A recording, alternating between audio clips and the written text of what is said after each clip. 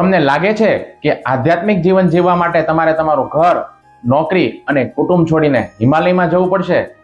મોટાભાગના લોકો ત્યાગનો અર્થ ભૌતિક વસ્તુઓ અને સંબંધોને શારીરિક રીતે છોડી દેવો એવું સમજે છે. શ્રીલ પ્રભુપાદ ભગવદ્ ગીતાના આધારે એવું સમજાવે છે કે વાસ્તવિક ત્યાગ એ વસ્તુઓનો નહીં પણ ફળની આસક્તિનો ત્યાગ છે. ભગવદ્ ગીતા અનુસાર વૈરાગ્ય એ નથી કે વસ્તુનો ઉપયોગ ન કરવો, પરંતુ તેનો ઉપયોગ કૃષ્ણની સેવામાં કરવો એ છે. જે વ્યક્તિ માત્ર ભૌતિક વસ્તુઓ છોડી દે છે પણ મનમાં તેનો વિચાર ચાલુ રાખે છે તે દંભી છે. વાસ્તવિક યોગી તો તે છે જે ઇન્દ્રિયોને ભૌતિક વિષયોમાંથી હટાવીને કૃષ્ણની સેવામાં જોડે છે. તમારી પાસે જે કંઈ છે, તમારું ઘર, તમારી આવડત, તમારી સંપત્તિ, તે બધું જ ભગવાન કૃષ્ણનું છે.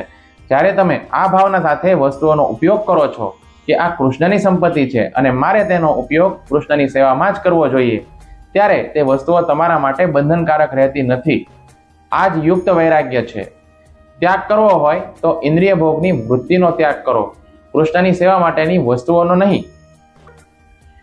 કર્મનું ફળ જાતે ન ભોગવવું પણ તેને કૃષ્ણને અર્પણ કરવું, આ જ મોટો ત્યાગ છે. જે વ્યક્તિ પોતાના ઘરમાં રહીને પણ કૃષ્ણની સેવામાં લીન રહે છે તે જ સાચો સંન્યાસી છે. તમારા જીવનની દરેક વસ્તુને કૃષ્ણની સાથે જોડો. તમારા નોકરીના પૈસાનો ઉપયોગ કૃષ્ણની ભક્તિમાં કરો, તમારા ઘરનો ઉપયોગ ભક્તોના સંગ માટે કરો. આ રીતે તમે ભૌતિક વસ્તુઓની વચ્ચે રહીને પણ તેનાથી અલિપ્ત રહી શકશો અને વૈરાગ્યના માર્ગ ઉપર આગળ વધશો. હરે કૃષ્ણ.